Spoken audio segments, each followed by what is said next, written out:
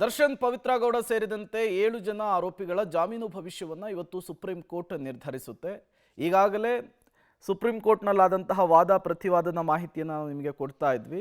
ಸರ್ಕಾರದ ಪರ ವಕೀಲರು ಯಾವ ರೀತಿ ಆರೋಪಿಗಳ ವಿವರಣೆಯನ್ನು ನ್ಯಾಯಾಧೀಶರ ಗಮನಕ್ಕೆ ತಂದರು ಅನ್ನೋದರ ಅಪ್ಡೇಟ್ಸನ್ನು ನಿಮ್ಮ ಮುಂದೆ ಇಟ್ಟಿದ್ವಿ. ಇನ್ನು ದರ್ಶನ್ ಪರ ವಕೀಲರು ಕೂಡ ಲಿಖಿತ ರೂಪದಲ್ಲಿ ಹೇಳಿಕೆಯನ್ನು ಕೊಟ್ಟಿದ್ದಾರೆ. ಏನೇನು? ಮೈಸೂರಿನಲ್ಲಿ ಬಂಧಿಸಿ ಬೆಂಗಳೂರಿನಲ್ಲಿ FIR ಅನ್ನು ಹಾಕಿದ್ದಾರೆ. ದರ್ಶನ್ ಪರ ವಕೀಲರು ಹೇಳಿರುವಂಥದ್ದು, ಮೈಸೂರಿನಲ್ಲಿ ಬಂಧಿಸಿ ಬೆಂಗಳೂರಿನಲ್ಲಿ FIR ಅನ್ನು ದಾಖಲಿಸಿದ್ದಾರೆ. ಬಂಧನಕ್ಕೆ ಸಂಜೆ 6:30ರವರೆಗೂ ಕೂಡ ಲಿಖಿತ ಕಾರಣವನ್ನು ತಿಳಿಸಿರಲಿಲ್ಲ. ಇದು ಕಾನೂನಿನ ಸ್ಪಷ್ಟ ಉಲ್ಲಂಘನೆ ಅಂಥೇಳಿ ಈ ಲಿಖಿತವಾದದಲ್ಲಿ ಉಲ್ಲೇಖಿಸಿರುವಂಥದ್ದು. ಜಾಮೀನನ್ನು ರದ್ದುಪಡಿಸೋದು ಕಠಿಣ ಕ್ರಮವಾಗಲಿದೆ. ಅದರ ಜೊತೆಗೇನೆ ಜಾಮೀನು ರದ್ದುಪಡಿಸೋದು ಕಠಿಣ ಕ್ರಮವಾಗಲಿದೆ. ಯಾವುದೇ ಜಾಮೀನು ಷರತ್ತುಗಳನ್ನು ಕೂಡ ದರ್ಶನ್ ಉಲ್ಲಂಘಿಸಿಲ್ಲ ಅನ್ನೋದನ್ನು ಹೇಳಿದ್ದಾರೆ. ಅಪಹರಣದಲ್ಲಿ ಇವರ ಪಾತ್ರ, ಸೂಚನೆಗೆ ಸಾಕ್ಷಿ, ಆಧಾರಗಳಿಲ್ಲ ಅನ್ನೋದು ಇವರ ವಾದ. ದರ್ಶನ್ ಮತ್ತು A3 ಪವನ್ ಮಧ್ಯೆ ಮಾತುಕತೆಯೇ ನಡೆದಿಲ್ಲ ಅನ್ನೋದನ್ನು ಕೂಡ ಇಲ್ಲಿ ಉಲ್ಲೇಖಿಸಲಾಗಿದೆ. ವಾಟ್ಸಪ್ ಸಂದೇಶ ವಿನಿಮಯವಾಗಿಲ್ಲ.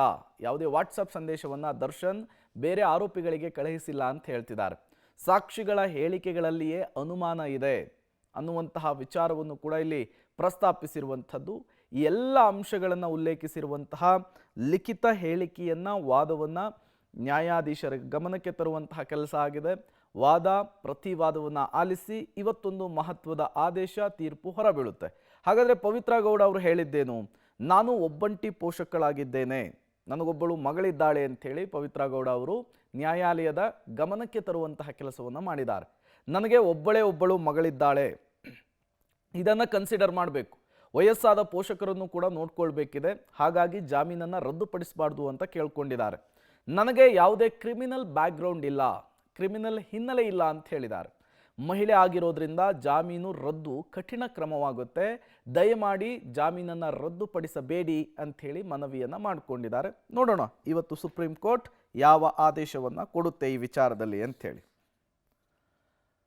ಇನ್ನು ಸರ್ಕಾರದ ಪರ ವಕೀಲರು ಯಾವ ರೀತಿ ಹೇಳಿಕೆಯನ್ನು ಕೊಟ್ಟಿದ್ದಾರೆ ವಿಚಾರದಲ್ಲಿ? ಮೃತ ರೇಣುಕಾಸ್ವಾಮಿ ದರ್ಶನ್ ಅಭಿಮಾನಿಯಾಗಿದ್ದ, ಈ ಅಂಶವನ್ನು ಕೋಟ್ ಮಾಡಿದ್ದಾರೆ.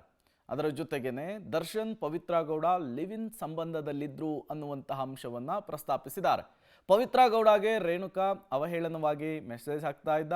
ಇದರಿಂದಾಗಿ ಪಟ್ಟಣಗೆರೆ ಶೆಡ್ನಲ್ಲಿ ರೇಣುಕಾಸ್ವಾಮಿಯನ್ನು ಭೀಕರವಾಗಿ ಹತ್ಯೆ ಮಾಡಲಾಯಿತು. ಆರೋಪಿಗಳು ಕಿಡ್ನಾಪ್ ಮಾಡ್ತಾರೆ, ಕೊಲೆಯಾದ ಸ್ಥಳದಲ್ಲಿದ್ದರು ಅನ್ನೋದು ತನಿಖೆಯ ಮೂಲಕ ಗೊತ್ತಾಗಿದೆ. ಅದಕ್ಕೆ ಸಂಬಂಧಪಟ್ಟಂತಹ ಸಾಕ್ಷ್ಯಗಳಿದೆ. ಪಟ್ಟಣಗೆರೆ ಶೆಡ್ಗೆ ಪ್ರವೇಶ ಮಾಡುವುದನ್ನು 5 ಸಾಕ್ಷಿಗಳು ನೋಡಿದ್ದಾರೆ. ಅವರ ಸಾಕ್ಷ್ಯಗಳನ್ನು ಕೂಡ, ಅವರ ಹೇಳಿಕೆಗಳನ್ನು ಕೂಡ ನಾವು ದಾಖಲಿಸಿದ್ದೇವೆ, ಕೋರ್ಟ್ನ ಗಮನಕ್ಕೂ ಕೂಡ ತಂದಿದ್ದೇವೆ. ಘಟನಾ ಸ್ಥಳದಿಂದ ಸಂಗ್ರಹಿಸಲಾದ ಮಣ್ಣಿನ ಮಾದರಿಯನ್ನು FSLಗೆ ಕಳುಹಿಸಿಕೊಂಡು ಅದರ ವರದಿಯನ್ನು ಕೂಡ ಪಡೆದಿದ್ದೇವೆ. ಕೊಲೆಯ ವೇಳೆ A1 ಪವಿತ್ರ, A2 ದರ್ಶನ್ ಒಂದೇ ಜಾಗದಲ್ಲಿ ಸಕ್ರಿಯರಾಗಿದ್ರು ಅನ್ನೋದಕ್ಕೆ ನಮ್ಮ ಬಳಿ ಸಾಕ್ಷ್ಯಗಳಿದ್ದಾವೆ. ರೇಣುಕಾಸ್ವಾಮಿ ರಕ್ತದ ಕಲೆಗಳು ಆರೋಪಿಯ ಬಟ್ಟೆ ಮೇಲೆ ಕಂಡು ಬಂದಿದೆ, ಅಂದರೆ ದರ್ಶನ್ ಅವರ ಬಟ್ಟೆ, ಶೂಗಳ ಮೇಲೆ ಕಂಡು ಬಂದಿದೆ ಅನ್ನುವಂತಹ ಅಂಶವನ್ನು ಕೂಡ ಕೋರ್ಟ್ನ ಗಮನಕ್ಕೆ ತಂದಿದ್ದಾರೆ. ಕೊಲೆ ಮಾಡಲು ಬಳಸಿದಂತಹ ಆಯುಧಗಳು ಮಾರಕವಲ್ಲ ಅಂಥೇಳಿ ಹೈಕೋರ್ಟ್ ಹೇಳಿರೋದು ತಪ್ಪು ಅನ್ನುವಂತಹ ಅಂಶವನ್ನು ಕೂಡ ಇಲ್ಲಿ ರೈಸ್ ಮಾಡಿರುವಂಥದ್ದು. ಸಾಕ್ಷಿ ಪುನೀತ್ ಹೇಳಿಕೆ ತಡವಾಗಿ ದಾಖಲಿಸಿಕೊಂಡಿರುವುದಕ್ಕೆ ಸೂಕ್ತ ಕಾರಣವನ್ನು ಕೂಡ ನೀಡಲಾಗಿದೆ. ಅದರ ಜೊತೆಗೆ ವಿಧಿವಿಜ್ಞಾನ, ಎಲೆಕ್ಟ್ರಾನಿಕ್ ಮತ್ತು CDR ಪುರಾವೆಗಳನ್ನು ಕೂಡ ಹೈಕೋರ್ಟ್ ಪರಿಗಣಿಸಿಲ್ಲ, ಜಾಮೀನನ್ನು ಅವರಿಗೆ ಕೊಟ್ಟುಬಿಟ್ಟಿದೆ. A2 ದರ್ಶನ್ಗೆ ಅಪರಾಧದ ಹಿನ್ನೆಲೆ ಇದೆ, ಹಾಗಾಗಿ ಇವರ ಜಾಮೀನನ್ನು ರದ್ದು ಮಾಡಬೇಕು ಅಂಥೇಳಿ ಮನವಿಯನ್ನು ಮಾಡಿಕೊಂಡಿದ್ದಾರೆ ಸರ್ಕಾರದ ಪರ ವಕೀಲರು. ಬೆನ್ನು ನೋವು ಅಂಥೇಳಿ ವಿನಾಯಿತಿಯನ್ನು ಪಡೆದು ಮರುದಿನವೇ ಶೂಟಿಂಗ್ನಲ್ಲಿ ಭಾಗಿಯಾಗಿದ್ದಾರೆ, ವಿದೇಶ ಪ್ರವಾಸಗಳನ್ನೆಲ್ಲ ಮಾಡಿದ್ದಾರೆ. ಇಲ್ಲಿಯವರೆಗೂ ಕೂಡ ಶಸ್ತ್ರಚಿಕಿತ್ಸೆಗೆ ದರ್ಶನ್ ಒಳಗಾಗಿಲ್ಲ. ಹಾಗಾಗಿ ಇವರ ಜಾಮೀನನ್ನು ನೀವು ರದ್ದು ಮಾಡಬೇಕು ಅಂಥೇಳಿ ಕೋರ್ಟ್ಗೆ ಮನವಿಯನ್ನು ಮಾಡಿಕೊಂಡಿದ್ದಾರೆ. ವಾದ ಪ್ರತಿವಾದವನ್ನು ಆಲಿಸಿ ಇವತ್ತು ಒಂದು ಮಹತ್ವದ ಆದೇಶವನ್ನು ಸುಪ್ರೀಂ ಕೋರ್ಟ್ ಕೊಡುತ್ತೆ. ಸತ್ಯವು ಎಲ್ಲಕ್ಕಿಂತ ಹೆಚ್ಚು ಶಕ್ತಿಶಾಲಿ, ನ್ಯಾಯವನ್ನ ಯಾವಾಗಲೂ ಕೂಡ ಕೊಡುತ್ತೆ. ಸತ್ಯವು ಈ ಜಗತ್ತಿನಲ್ಲಿರುವಂತಹ ಎಲ್ಲದಕ್ಕಿಂತ ಹೆಚ್ಚಿನ ಶಕ್ತಿಯನ್ನು ಹೊಂದಿದೆ. ಇವತ್ತು ಸುಪ್ರೀಂ ಕೋರ್ಟ್ನಲ್ಲಿ ದರ್ಶನ್ ಪವಿತ್ರ ಬೇಲ್ ಭವಿಷ್ಯ ನಿರ್ಧಾರವಾಗುತ್ತೆ 10ವರೆಗೆ. ಈ ಸಂದರ್ಭದಲ್ಲಿ ಈ ರೀತಿಯ ಬರಹವೊಂದನ್ನು ಬರೆದುಕೊಂಡಿದ್ದಾರೆ. ನ್ಯಾಯವನ್ನ ಯಾವಾಗಲೂ ಕೂಡ ಸತ್ಯ ಕೊಡುತ್ತೆ ಅನ್ನುವಂತಹ ಅಂಶವನ್ನು ಬರೆಸಿರುವಂಥದ್ದು.